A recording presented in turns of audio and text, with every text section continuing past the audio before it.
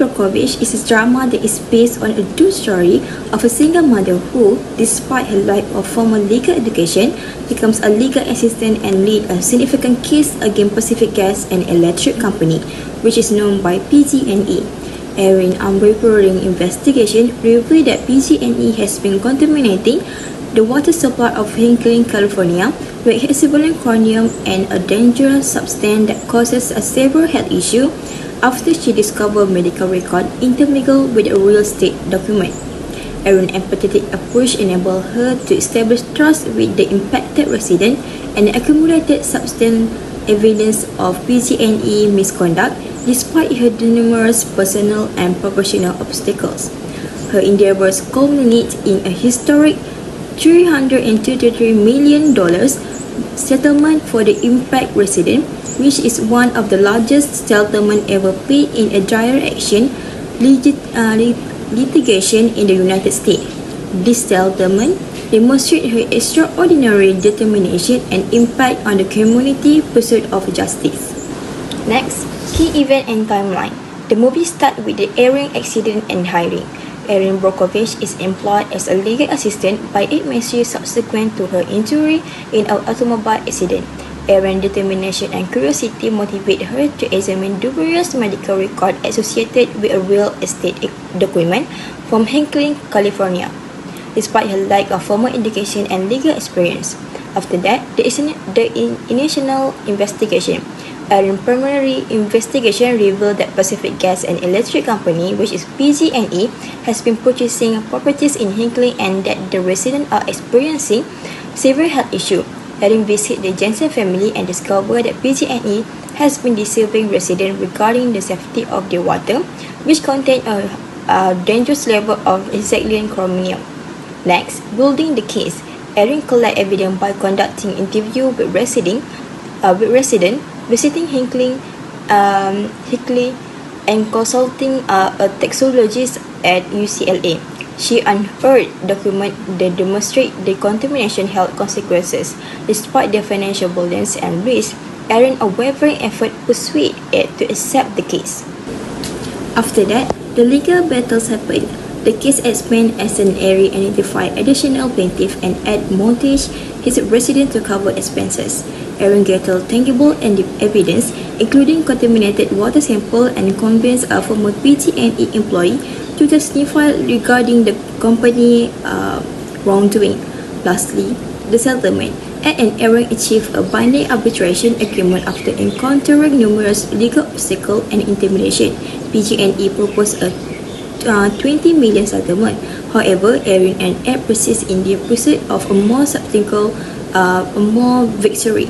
The arbitration concluded with a historic $333 million settlement for the residents of Hinckley who were impacted.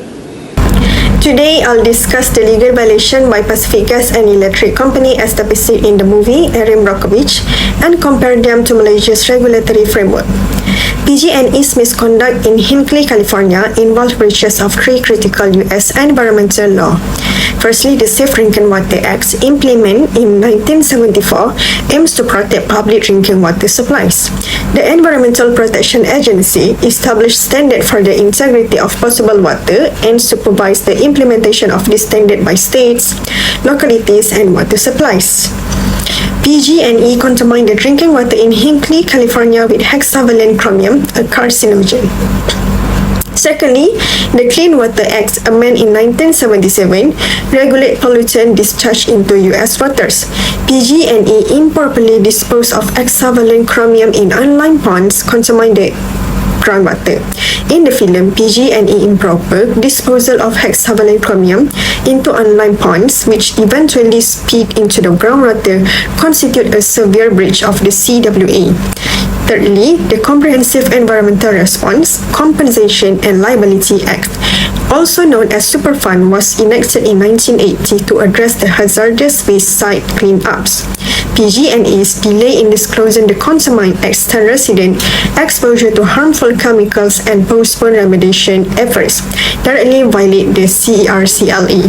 These actions by PG&E underscore significant breaches of environmental law designed to protect Malaysia also has strict law to protect public health and the environment.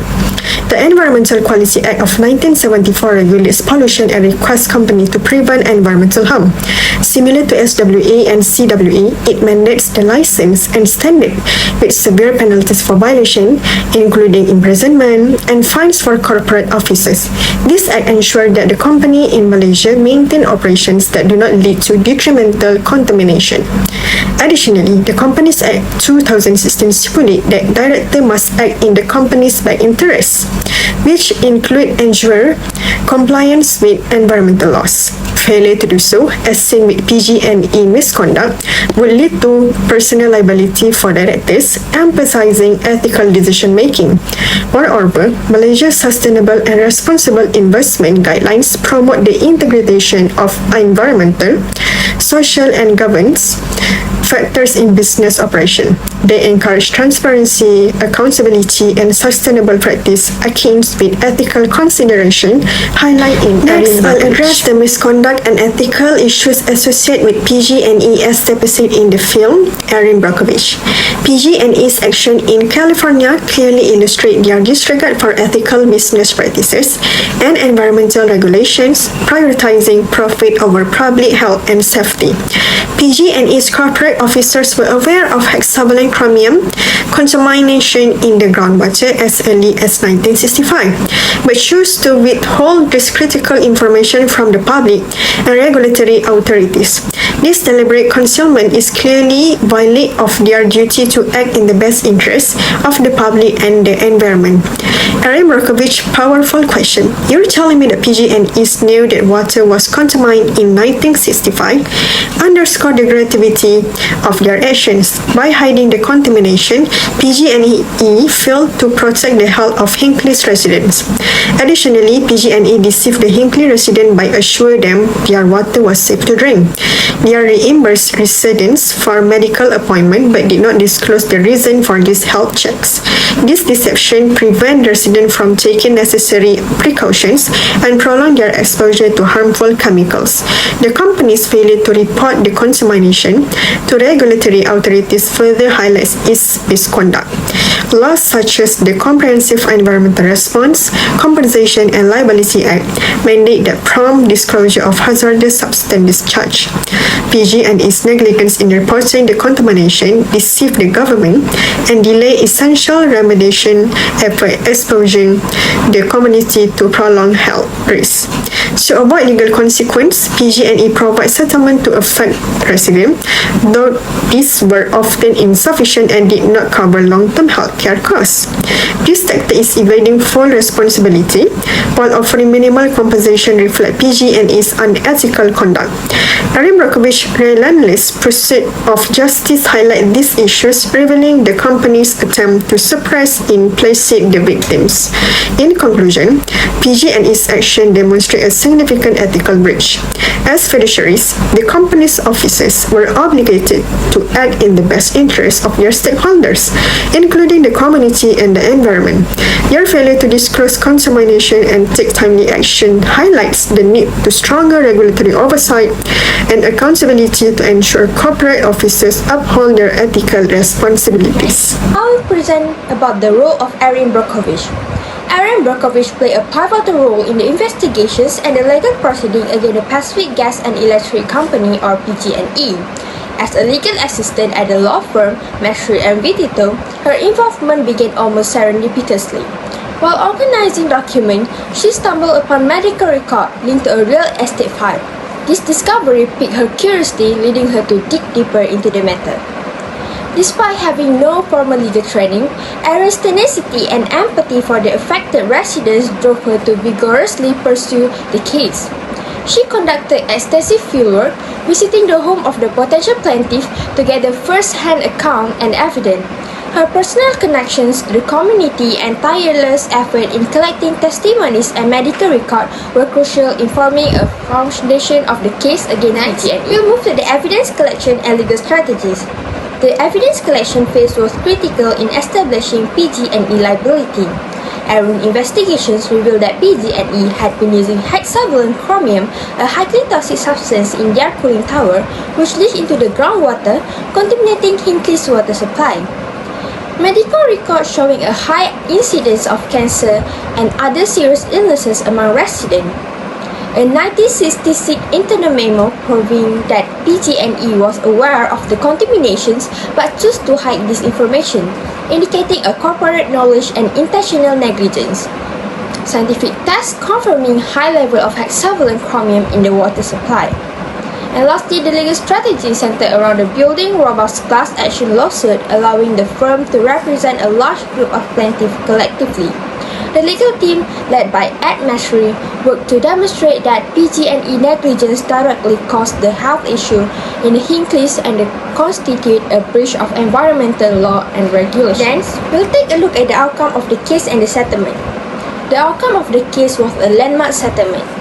Faced with overwhelming evidence and the prospect of the lengthy trial, PG&E opted to settle for $333 million, the largest ever paid sum in a direct action lawsuit at that time. This sum was distributed among 634 plaintiffs, providing much-needed compensation for their medical expenses and suffering. Other than that, Erin Brockovich's efforts were recognized with a substantial bonus of $2 million US. Reflecting her crucial role in achieving this historic outcome, this settlement not only provided the financial relief to the affected residents, but also served as a significant victory in the fight against corporate negligence and environmental harm. Now, we'll move to the lesson learned. Based on this movie, we have learned a lot of lessons. One of the key lessons learned from the Erin Brockovich case is the triumph of justice. Erin and Ed Mashry's relentless effort resulted in the landmark settlement for the residents of Hinkley. This settlement brought accountability to Pacific Gas and Electric Company, which holding them responsible for their negligence actions that led to severe environmental and health consequences. Another significant lesson is the empowerment and awareness generated by the case. The legal battle against PG&E highlighted the severe danger of environmental pollution, drawing public attention to the critical issue of water contamination.